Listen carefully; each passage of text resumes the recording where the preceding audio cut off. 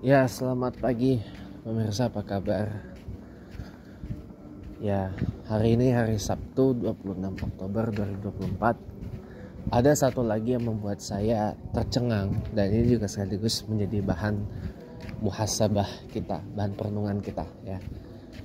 Indonesia, tadi kan kita bahas tentang sumber daya alam Indonesia yang melimpah lah ya, dan banyak gitu.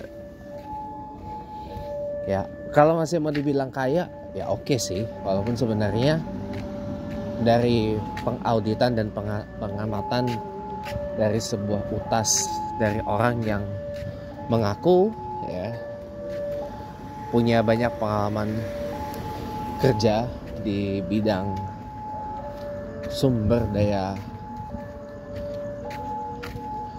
alam dan mineral ya.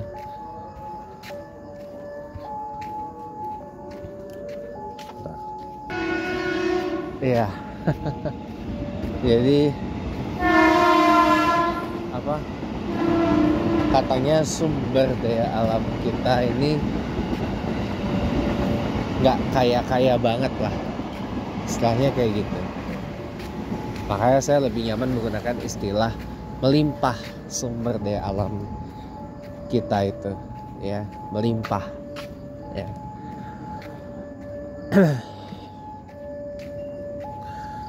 Ya gini teman-teman ya, walaupun sumber daya alam kita melimpah, tapi kalau yang maju dan sejahtera cuman dari kalangan tertentu aja gimana gitu.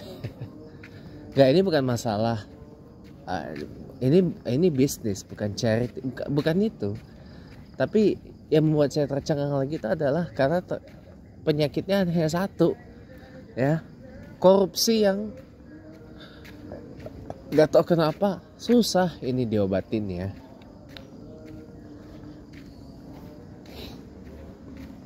Walaupun udah dibikin yang namanya Komisi Pemberantasan Korupsi,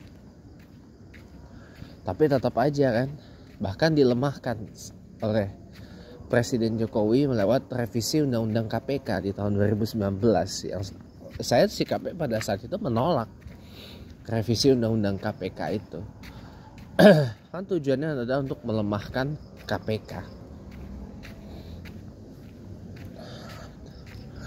Sekarang yang disorot adalah RUU Pemberantasan Aset Koruptor, yang draft undang-undangnya sebenarnya sudah ada di tangan Presiden Jokowi, tinggal disetujui saja, tinggal di ACC aja gitu.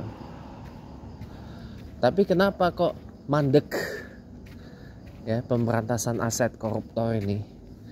Karena mohon maaf teman-teman ya, ini saya berpikir secara asumtif aja deh. Ya semuanya pasti gak bakal setuju. Jangankan DPR yang gak setuju, Presiden Jokowi saat itu pun juga gak akan setuju. Karena udah pasti resikonya ya mereka akan miskin. Karena di antara sekian aset yang dimiliki, ternyata sebagian didapat dari hasil korupsi gitu loh. Ya pejabat-pejabat kita pada miskin nantinya. Karena kan kita tahu sendiri ya, ketika pejabat-pejabat negara banyak melaporkan LHKPN ya, laporan harta kekayaan penyelenggara negara, ini kan gak seberapa dari total aset yang dipunya.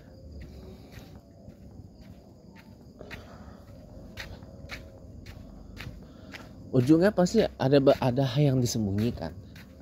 Bahkan ada yang gak melaporkan LHKPN samsek ya. Mau tahu kenapa? Ya didapatnya dari korupsi pasti.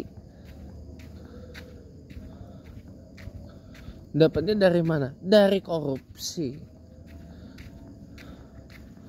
gitu.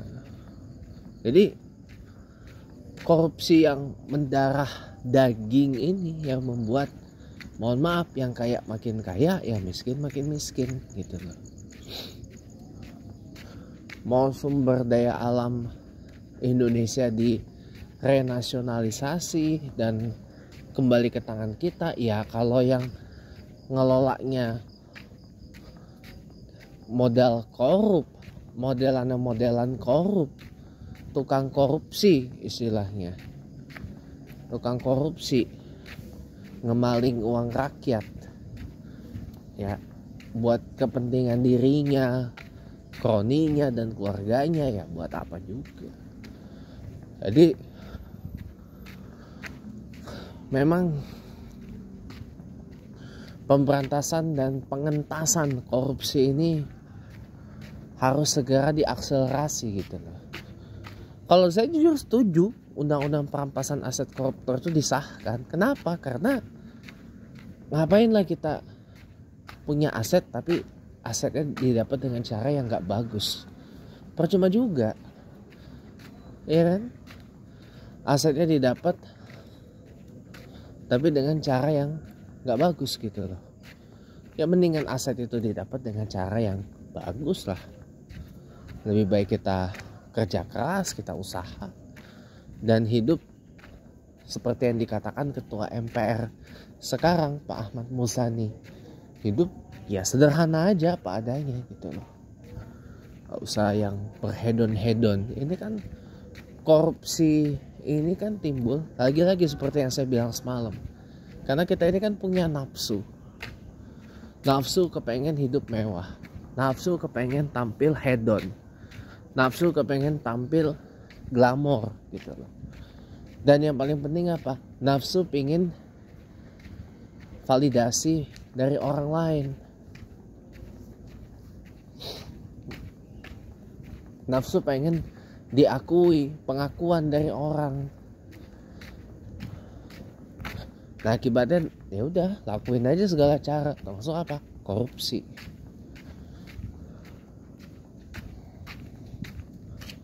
Gitu teman-teman. Jadi kayaknya mohon maaf ya, kalau KPK-nya udah melempem kayak gini, kalau saya jujur gak setuju KPK dibubarin. Justru KPK itu harus dinaikkan menjadi setara menjadi kementerian. Ya. Jadi kita harus ada menteri yang fokusnya ke situ. Ya.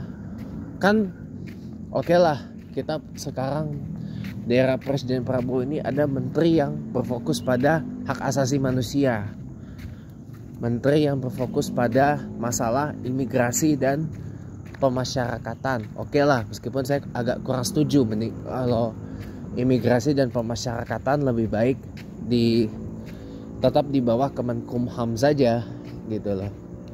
Tetap di bawah Menteri Hukum dan HAM, Menteri Hukum saja, Kementerian Hukum saja gitu loh. Kalau masalah HAM, hak asasi manusia, sebenarnya ini kan adalah sebuah kenaikan dari Komnas HAM.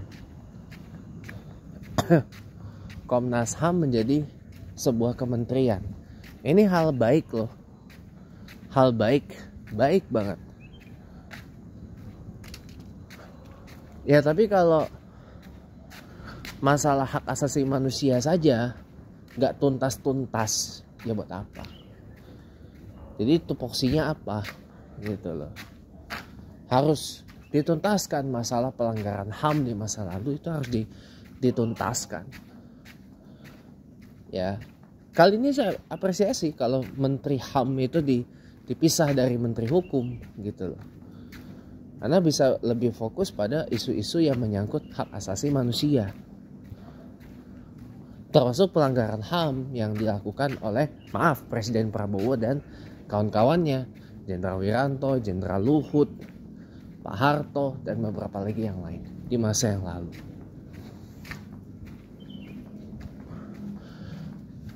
Jadi harus ada gitu loh kementerian yang berfokus menangani masalah pemberantasan korupsi. Menurut saya itu biar korupsi ini tuh nggak mendarah daging. Korupsi itu nggak membudaya gitu loh. Ini kan karena kita membudayakan, memaklumi, mempermisifkan, dan yang terakhir apa? Membiasakan korupsi. Jadinya ya ini harus ada perubahan secara keseluruhan deh kayak. Karena sistem kita, undang-undang kita yang memang ngajarin untuk itu. Jadi buat saya PR besar setiap pemerintahan adalah masalah pemberantasan dan pengentasan dan penanggulangan korupsi. Ya, karena kalau indeks persepsi korupsi kita naik, bagus gitu ya. Negara kita nggak korup, maju banget ini negara. Dan yang penting apa? Penanganan hukumnya sesuai. Gitu. Ya, semoga bermanfaat. Selamat pagi dan selamat beraktivitas teman-teman.